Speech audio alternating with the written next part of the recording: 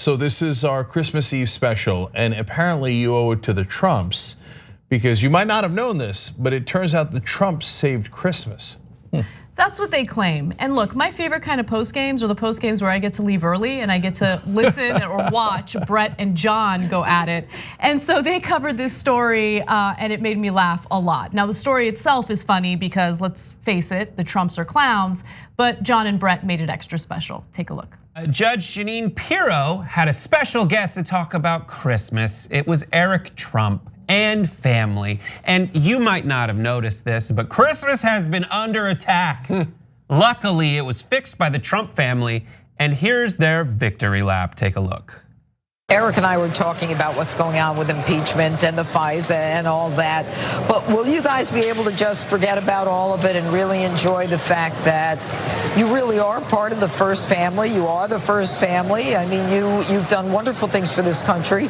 We now don't have the political correctness that we used to. I mean, people are actually saying Merry Christmas. You can say Merry Christmas again. Yes, Isn't that so nice, Jeanine? I love it. I love Christmas trees. I love Santa over here.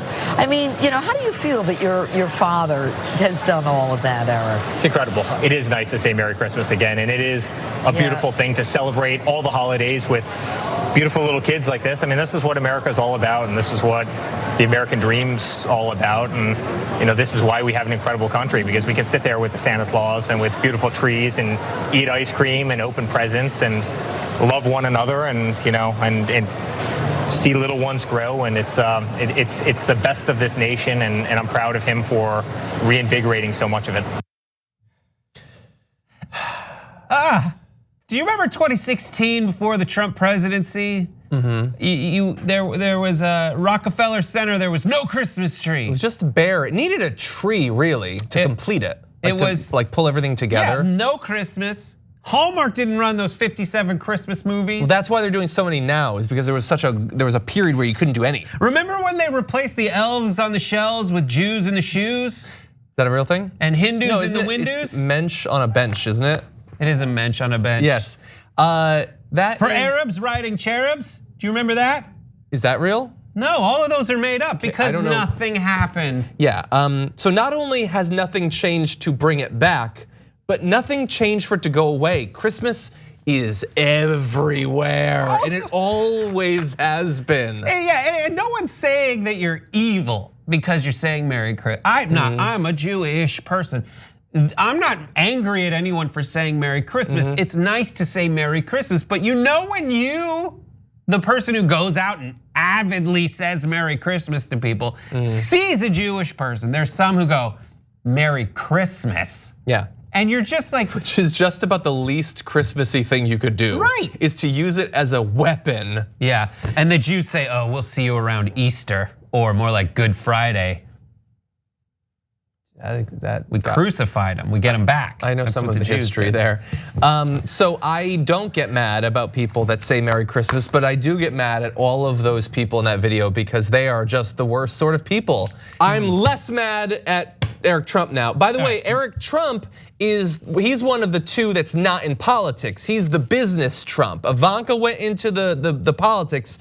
They're just taking care of the business. That's why they're on Fox News being congratulated for all the great things they've done for the country. But to the commentary that they just had there, this is directly to the family and to Jeanine Pirro. You little baby people, what are you talking about? They'd love to say that leftists need safe spaces. You had all the Christmas you could have ever imagined and it wasn't enough for you. You can't take hearing about some other holiday. That just ruins things for you. It's so politically incorrect to talk about other holidays when Christmas is on the radio and stuff like that.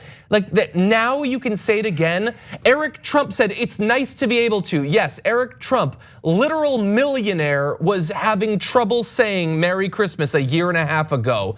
You fake little liars. Who could possibly look up to that? Like if you're a regular conservative who has whatever policies that you're interested in, you look at that and you think, yes, this is a serious person who I look up to for guidance in these dark times. This person who pretends that they couldn't say a thing a year ago. And if not, if the truth is they're just trying to trigger us, that's not. What a pathetic. I'm done with that. I'm done with that. That is the same thing. Being pathetic and actually thinking it and running your life where you just pretend to believe things is equally pathetic. No, because they were trying really hard to trigger. You're saying it's worse? That's like, there was this kid I used to play basketball against, and when I beat him, he'd go like, I wasn't trying. And it was like, well, what were we doing? And that's what it is. You tried, and I know you tried. And I know you sit there because it's so hard for you. Jeanine Pirro, when she's like reciting, like she opens the glossary of terms for Trumpism and just like tries to memorize them. So when she interviews, like, you're doing great, and there's a war on Christmas, and there's freedoms, and we can say Merry Christmas again. She's just trying to remember all the crap that if she says them in a row, will get people to like her and keep her around. It's a lot, there's a lot of key phrases that you're supposed to hit to get these people angry. Can you imagine if you didn't, like the way we don't get Hanukkah off? Can you imagine if we didn't get Christmas off? Like this year it coincides, but those years where it's like December 4th, can you imagine? And Jews just have to go to work, but like, can you imagine if Christians didn't get Christmas off? Like if it wasn't a thing, if you didn't get overtime, if you didn't work, like that would drive them absolutely freaking crazy. Not to mention, like when you go up to someone who doesn't believe in Christmas and you wish them Merry Christmas, you're literally going up to someone and telling them about some other person you know whose birthday it is. You imagine if someone walked up to you on the street and was like, it's Todd's birthday. It's today.